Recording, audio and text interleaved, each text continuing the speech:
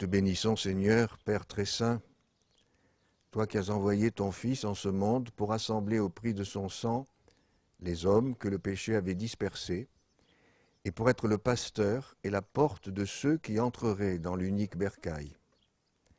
Ainsi, si quelqu'un entre par lui, il sera sauvé. Il pourra aller et venir et il trouvera un pâturage. C'est pourquoi nous te supplions, Seigneur, donne à tes fidèles qui franchiront cette porte d'être accueillis par ta présence et de faire l'expérience de ta miséricorde de Père par Jésus le Christ, notre Seigneur. Amen.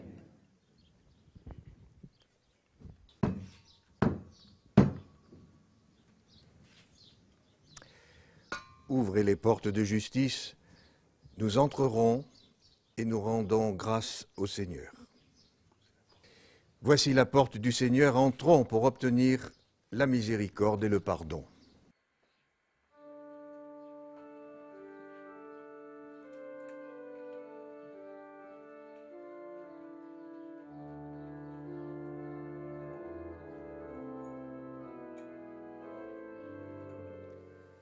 Nous fêtons aujourd'hui les 25 ans d'une maison qui se veut tout entière vouée à la prière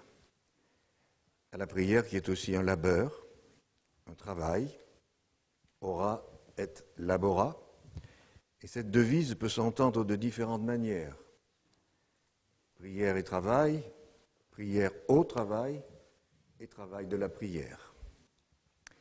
Et voici que les lectures que nous venons d'entendre nous parlent de la prière de demande et de la prière d'intercession. Alors devant un auditoire tel que le vôtre, composé en grande partie de moines et de moniales, de prieurs, d'abbesses et d'abbés, que puis-je vous apporter sur ce vaste sujet de la prière en quelques minutes, à vous qui baignez dedans comme Obélix dans sa potion magique, à vous pour qui la prière est toute la vie. Alors pourquoi prier Dieu qui connaît le nombre de cheveux que nous avons sur la tête? À quoi cela peut-il bien servir de prier? Comment prier? À quelle intention prier?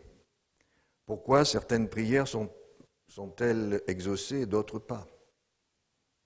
Vous devez avoir des réponses à ces questions.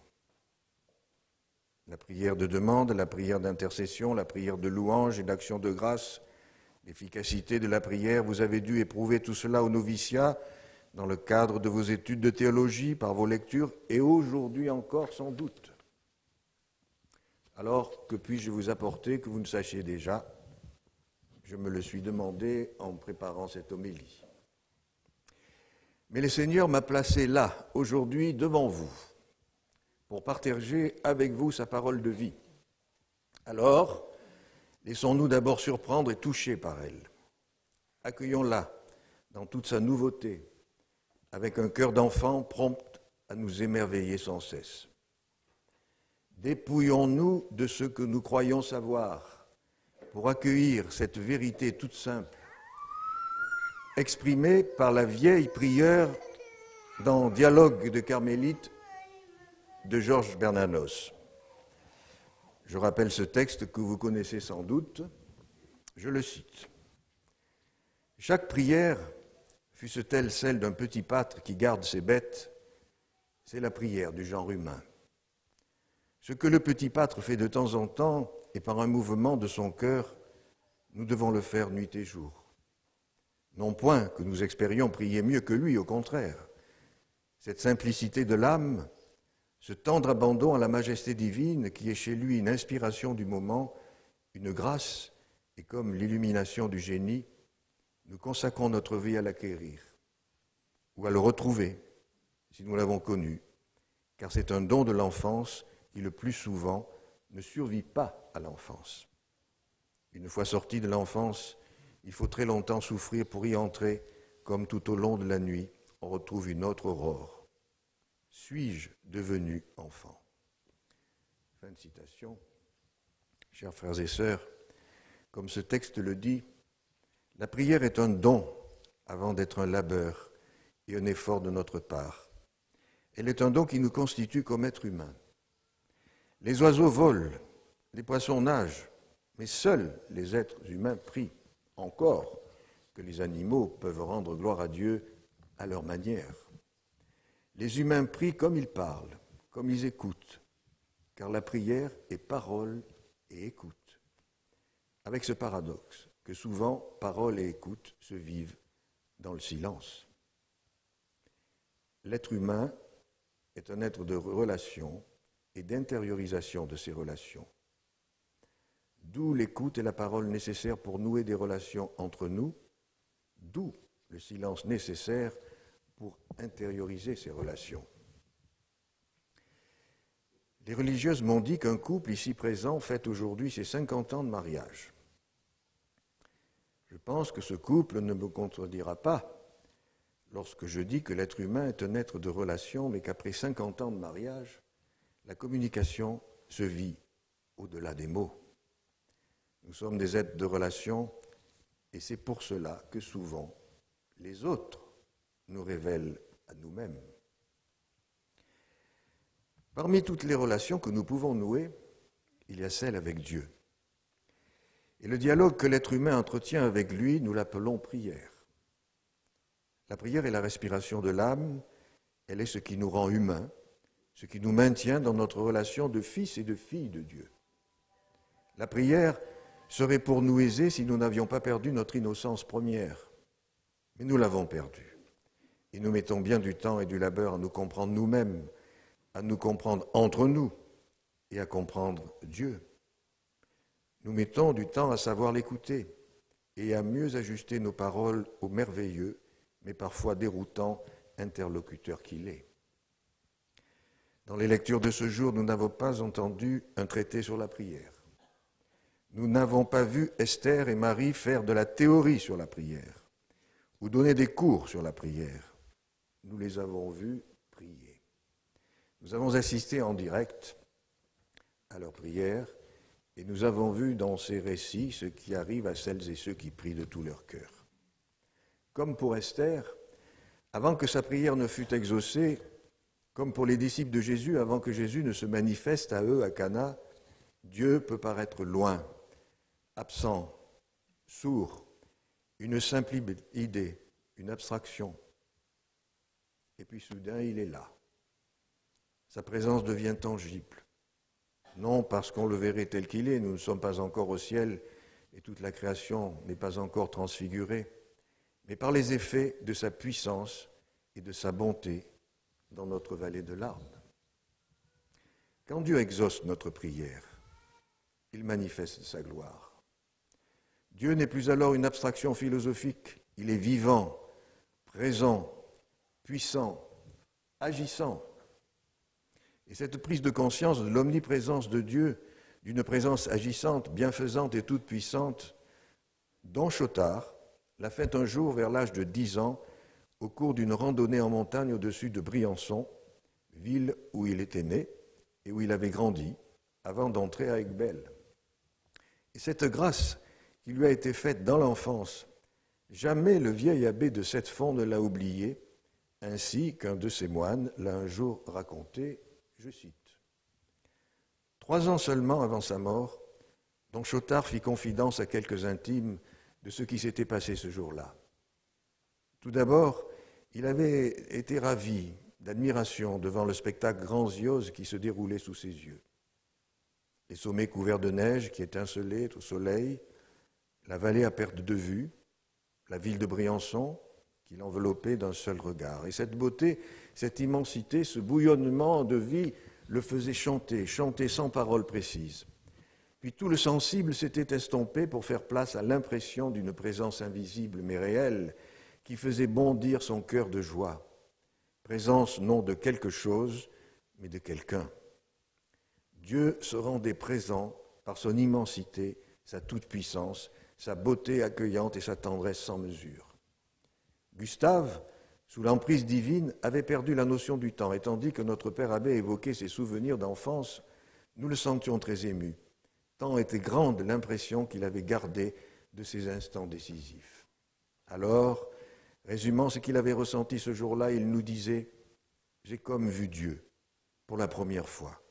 J'ai compris que Dieu n'est pas une chose ou une idée, mais quelqu'un, une présence vivante et aimante. Ce texte se trouve dans un livre de Bernard Martelet, Don Chotard, abbé de Sept-Fonds. Ce que Don Chotard a vécu alors qu'il était le petit Gustave de 10 ans, courant les montagnes, combien d'autres l'ont vécu à des âges divers. Alors oui, nous pouvons parler de Dieu, nous pouvons étudier Dieu, nous pouvons faire de la théologie, parler de la prière, mais est-ce à cela que nous sommes appelés? J'ai déjà cité Bernanos, je le citerai volontiers à nouveau. Il fut le compagnon de mes 20 ans, et lorsque je l'ai découvert, j'ai lu tous ses écrits avec passion. Alors aujourd'hui, on peut se demander ce que sont devenus les écrivains chrétiens de cette envergure. À propos de la foi et de la prière, il m'arrive de penser au chanoine Cénabre dans le roman L'imposture. Considéré comme un grand spécialiste de la vie mystique, le chanoine Cénabre prend conscience de ce qui va devenir une évidence une fois le moment de stupeur glaciale passé, il a perdu la foi. Peut-être même ne l'a-t-il jamais eue et n'a-t-il fait que la singer. Nous pouvons avoir toutes les postures du bon chrétien et n'être en réalité qu'un cuivre qui résonne et une cymbale retentissante. Comme évêque, comme prêtre, comme moine, comme monial, comme chrétien tout simplement, nous pouvons discourir sur Dieu et la vie mystique, mais il nous est demandé surtout et avant tout de goûter Dieu, de vivre de lui. Il s'agit de passer des connaissances sur Dieu à la connaissance de Dieu. C'est une chose de parler de Dieu, et c'en est une autre de vivre de lui. Pour prendre une image, depuis mon arrivée dans le diocèse en 2003, j'ai été de nombreuses fois l'hôte de cette abbaye. Or, qui n'a pas apprécié ici la cuisine des sœurs? Eh bien, un abîme sépare la description des plats de leur dégustation. Il y en a qui parlent de Dieu à plus ou moins bon escient, et il y en a qui goûtent Dieu en toutes choses, dans le bonheur comme dans les épreuves. Il y en a qui sont absents à Dieu et d'autres qui sont présents à lui. Il y en a qui ne sont que des citernes vides, et d'autres qui sont des sources jaillissantes auprès de qui les assoiffés viennent s'abreuver. Il y en a dont la prière ne sera jamais exaucée. Il y en a pour qui elle est exaucée au-delà de leurs espérances. Ils sont entrés dans les vues de Dieu, et ce n'est plus eux qui prient Dieu, mais Dieu qui prie en eux, et toute leur vie est devenue prière. En réalité, prier, ce n'est pas demander à Dieu de se plier à notre volonté, mais c'est le prier de nous aider à nous plier à sa volonté. Et c'est le tête-à-tête avec Dieu qui nous permet de passer de la contemplation à l'action. La contemplation et l'action sont les deux points d'appui d'une foi équilibrée. Et ce n'est pas par hasard que lors des Journées mondiales de la jeunesse à Paris, le Saint-Pape Jean-Paul II avait donné en exemple aux jeunes 2 jeunes gens. Une contemplative, Sainte Thérèse de l'Enfant Jésus, et un homme d'action, Frédéric Ozanam. Ce matin, nous avons franchi la porte sainte. Mais avec quelle prière? Notre prière n'est-elle qu'un cri ou un balbutiement? Notre prière nous apparaît-elle vaine, inutile, sans but, vide de sens? Peut-être Dieu nous semble-t-il sourd et absent à nos appels. Sommes-nous installés dans notre routine et dans une prière formelle? Notre prière est-elle comme celle d'un naufragé qui de son île déserte jette une bouteille à la mer pour se rassurer au cas où, mais sans le moindre espoir d'avoir une réponse? Écoutons-nous suffisamment les notions intérieures qui viennent de l'Esprit Saint et qui peuvent nous inviter à désobéir aux hommes qui ne veulent pas toujours notre bien, y compris parfois même nos supérieurs, pour obéir à Dieu qui, lui, veut vraiment notre bien. Notre prière est-elle un marchandage? Cherchons-nous une assurance vie éternelle en gagnant les indulgences à tout prix, plutôt qu'en les accueillant avec gratitude? Demandons-nous à Dieu de régler nos problèmes sans que nous n'ayons rien à faire? Notre prière se traduit-elle en actes et nous tourne-t-elle vers les autres? Peut-être sommes-nous passés par la porte sainte avec des blessures et des souffrances que nous n'avons pas su transformer en prière. Ces blessures et ces souffrances, nous avons pu en être la cause ou la victime, ou les deux à la fois. Ces blessures et ces souffrances, demandons au Seigneur de nous aider à en voir les fruits. Rappelons-nous alors de la foi d'Esther. Rappelons-nous de Don Chotard. Rappelons-nous du mouvement du cœur du petit pâtre. Rappelons-nous de l'esprit d'enfance. Ayons foi en la présence et en l'action bienfaisante de Dieu. Rappelons-nous des derniers instants de l'abbé Sénabre. Sa vie n'a pas été réduite à l'imposture.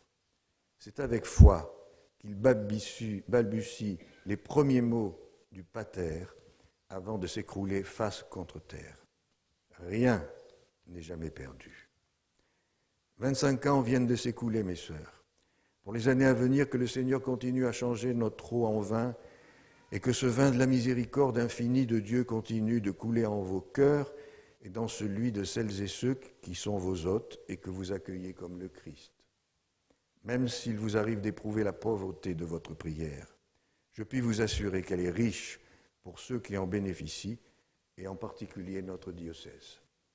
Merci à vous, merci à Dieu.